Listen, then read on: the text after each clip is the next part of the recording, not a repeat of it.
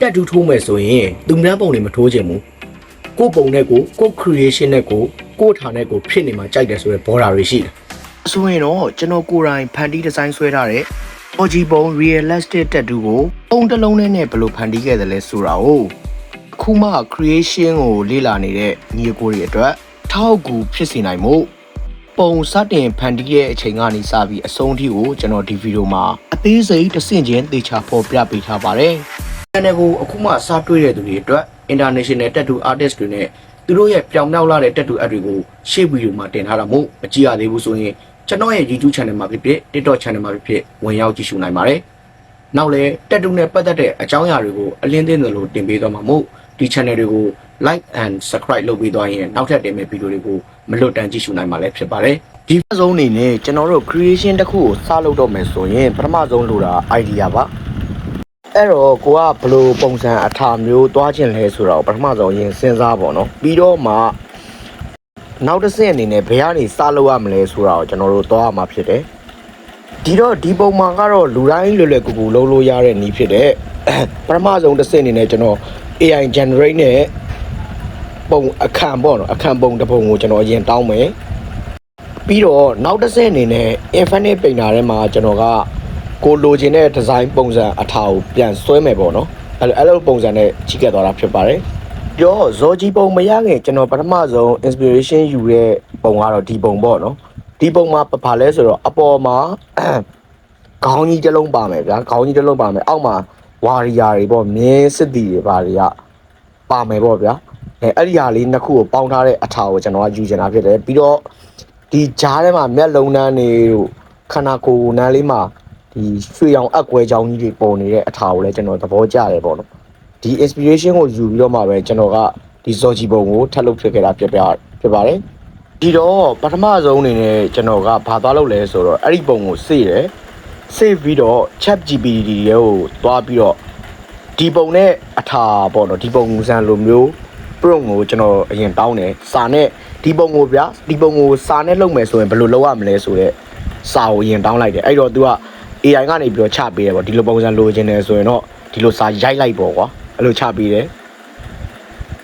အဲ့ဒီချပေးတဲ့စာကိုကျွန်တော်ကပြန် copy ယူပြီးတော့နောက်တစ်နေရာမှာအဲ့ဒီအထာမျိုးပုံစံမျိုးဓာတ်ပုံပြန်သွားတောင်းမှာဒီတော့ကျွန်တော်တို့ Google ထဲကိုပဲဝင်ပြီးတော့Leonardo AI ဆိုတဲ့ website ထဲကိုကျွန်တော်တို့သွားမယ်ပေါ့နော်အဲ့ဒီကိုသွားပြီးတော့ကျွန်တော် AI နဲ့ပုံတစ်ပုံခုနကတော့စာကူးထားတဲ့စာကို copy ပြန်ယူပြီးတော့နောက်တဲ့ပုံတစ်ပုံထုတ်ခိုင်းလိုက်ပြီ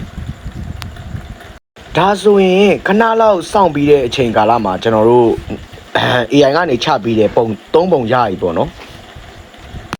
အဲ့ဒီထဲမှာခုနကတော့ကျွန်တော်ပထမဆုံးပြောတဲ့ခေါင်းကြီးပါမယ်အောက်မှာဝါရီယာတွေပါမယ်အဲ့ပြီးတော့မျက်လုံးထဲမှာအကွဲချောင်းတွေပေါ့ရွှေရောင်အကွဲချောင်းကြီးတွေပါမယ်အဲ့ဒီ၃ပုံတွေကကျွန်တော်က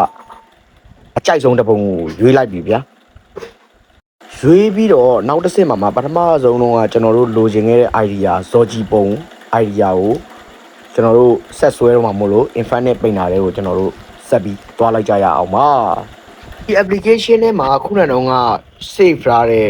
ဓာတ်ပုံပေါ့နော် AI ကနေဖန်တီးပေးထားလိုက်တဲ့ဓာတ်ပုံကိုကျွန်တော်စပြီးတော့မုံမှန်တော့မှာပါဘယ်လိုစဆွဲသွားလဲဆိုတာကိုကတော့မြန်လေးနဲ့တွတ်လေးပဲကြော်ပြီးတော့ပြောလိုက်တော့မယ်ပေါ့နော်ပထမဆုံးအနေနဲ့ဇော်ကြီးဆိုတော့ဇော်ကြီးအထာပေါ့ဗျာခေါင်းပေါင်းကြီးအနီးကိုအရင်ဆုံးကျွန်တော်တို့ဆွဲကြရအောင်ပါဒီဟာကိုဆွဲနီးရကြတော့ဟို live YouTube မှာတွေလည်းရှိမယ်နဲ့တူတယ်တိတ်ပြီးတော့ခက်ခဲတော့မဟုတ်ပါဘူးနည်းနည်းဟိုအလင်းအမောင်လေးတွေနည်းနည်းဒီ setting လေးတွေနည်းနည်းနားလည်သွားမယ်ဆိုရင်ဒီထဲမှာပြန်လဲမုံမှန်တဲ့ခါကျရင်တိတ်အဲ့လောက်ကြီးမလိုတော့ဘူးပေါ့ဗျာပြီးတော့ကျွန်တော်ခေါင်းပေါင်းတွေကိုစပြီးတော့နေရာချပြီးဆွဲပြီးဆွဲကစားတော့နည်းနည်းကြောင်တက်တယ်ဗျာဟိုဘယ်လိုလုပ်ရမလဲဆိုတာဘာညာတွေကတိတ် idea မဟုတ်ဒါပေမဲ့ဆွဲနဲ့ဖြစ်သွားမှာပါပြီးတော့ကျွန်တော်တို့အင်ကြီးတွေနေရာချမယ်ဒီ application ကတိတ်ခက်ခဲရောမပါဘူးကိုကဒီ application ရဲ့ setting လေးတွေနားလည်မယ်ဆိုရင်ပို့ပြီးတော့လုပ်ရတာတွင်တယ်ပေါ့နော်ဒါဆိုကျွန်တော်ဇော်ကြီးမှာပါတဲ့သူ accessory တွေပေါ့ဗျာခေါင်းပေါင်းတွေအင်ကြီးတွေနောက်ကတောင်ငွေကြီးတွေကိုပထမဆုံးအခန့်အနေနဲ့ စဆွဲလိုက်ပါပြီခုနကတော့ပထမသူနိုင်ငံခြားအထာကြီးကိုပျောက်သွားအောင် AI ကဖန်တီးရတဲ့အထာကြီးကိုပျောက်သွားဒီမှာကျွန်တော်တော်တော်ရှုပ်နေခေါင်းဟိုဟာလေးဆွဲလိုက်ဒီဟာလေးဆွဲလိုက်နည်းနည်းပေါ့နော်ပြီးသွားရင်အောက်ကမျက်စစ်တီတွေကလည်းနည်းနည်းဟိုလူရိုင်းဆန်နေရဗျာနိုင်ငံခြားဟိုအိန္ဒိယလို့ပြောရမှာနည်းနည်းလူရိုင်းဆန်နေတော့ဒီမြန်မာလိုအထာဖြစ်အောင်စက်တုံးတွေပါတက်လိုက်တယ်နည်းနည်းမြန်မာချက်ဝစ်တစားလေးတွေနည်းနည်းပါရှောက်ထည့်လိုက်တယ်ပေါ့ဗျာပြီးတော့ကျွန်တော်ဒီဂျားလေးထဲမှာကြီးဟနေတဲ့ဟာယူကျွန်တော်သဘောမကျလို့ဗျာဒီမှာဒီဂျားထဲမှာ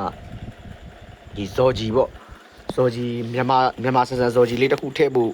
လောက်ကြည့်တယ်ဗျာဒါပေမဲ့အဆင်မပြေဘူးအဲ့ဒါနဲ့မထူပါဘူးဆိုကိုနောက်ထပ်ကို့အထာနဲ့ကိုပဲဇော်ကြီးပုံလေးဆွဲလိုက်တာပေါ့နော်ပြီးတော့ကျွန်တော်ဂျားထဲမှာဘာတွေထည့်မလဲဆိုဟိုဟာလေးနည်းနည်းလှုပ်လိုက်ဒီဟာလေးနည်းနည်းလှုပ်လိုက်နဲ့အလုပ်ရှုပ်နေတာဖြစ်ပါတယ်ကျွန်တော်အဲဒီဂျပန်နီလိုမျိုးလေဟိုလွတ်နေတဲ့အဖြူချောင်းကြီးနေရာတွေထဲကြည့်ချင်တာဗျာဒါပေမဲ့တိတ်မလိုက်တော့ကြတော့မထူပါဘူးဆိုပြီးတော့ခန္ဓာကိုယ်မှာပါဒီရွှေရောင်အကွဲချောင်းကြီးတွေထည့်လိုက်တာဖြစ်ပါတယ်ရွှေရောင်အကွဲချောင်းကြီးတွေထည့်တယ်ပြီးတော့ဒီဆွဲထားတဲ့ဇော်ကြီးအုပ်တေးသေးလေးနေရာမှာအလင်းပေါက်ပုံစံမျိုးဖြစ်အောင်လို့ကျွန်တော်အဲ့ဒီရဲ့သူ့ရဲ့ဒုနေရာလေးတွေကိုကျွန်တော်ရွှေရောင်လေးတွေထည့်လိုက်တယ်ပြီးတော့အပေါ်ကတားလင်းနေတဲ့နေရာတွေမကြိုက်လို့ဆိုပြီးတော့နည်းနည်းအနီချင်းလေးတွေထပ်ထည့်ပြီးတော့ blending လုပ်လိုက်တယ်ဒီလိုနဲ့ပဲဒီပုံကပြီးတော့တာပေါ့နော်ဒီတော့ဗျာဒီဗီဒီယိုမှာကျွန်တော်ကဟိုပြောရမယ်ဆို beginner တယောက်တော့ကတော့နည်းနည်းကြောင်ပြောက်မယ်ထင်တယ်ဗျာဒါပေမဲ့ပေးချင်တဲ့ message ကကျွန်တော်ဒီဟာတွေကိုဟိုနန်းနေဆွဲတယ်ဒီနန်းနေဆွဲတယ်အရေးတွေထည့်ဒါတွေကိုပြောချင်တာမဟုတ်ဘူးဗျာပေးချင်တဲ့ concept ကဘယ်လိုလဲဆိုတော့ပထမဆုံးကျွန်တော်တို့ပုံတပုံကို idea ရင်စဉ်းစားလိုက်မယ်ဗျာ idea ရင်စဉ်းစားပြီးသွားရင်ပုံတပုံကို AI ကိုကျွန်တော်တို့စာအနေနဲ့ထုတ်ခိုင်းမယ်AI ကစာအနေနဲ့ထုတ်လာတဲ့ဟာကိုကျွန်တော်တို့ကပုံဖန်တီးမယ်အဲ့ဒီပုံဖန်တီးတဲ့ဟာနေမှာတစ်ဆင့်နောက်တော့ကျွန်တော်တို့ကိုလိုချင်တဲ့ပုံကိုပြန်ပြီးတော့ဆွဲကြမယ်ပေါ့ဗျာဒီ concept လေးသဘောတရားလေးကိုနားလည်စေချင်တာပါဆွဲနီးတီးတန့်ကြီး creation လုပ်နေတီးတန့်ကြီးပုံစံမျိုးမဟုတ်ဘဲနဲ့ပုံတပုံရဖို့ဘယ်လိုကြီးကပ်သွားလဲဆိုတာကိုကိုက creation နဲ့ပတ်သက်ပြီးဘာမှမသိဘူးဆိုရင်တော့မှဒီ AI နဲ့ဘယ်လိုလုပ်လို့ရလဲဆိုတာကိုပြောပြပေးချင်တာဖြစ်ပါတယ်ကိုဘာသာအစအဆုံးဆွဲနိုင်တယ်ဆိုရင်တော့ပိုကောင်းတာပေါ့ဗျာ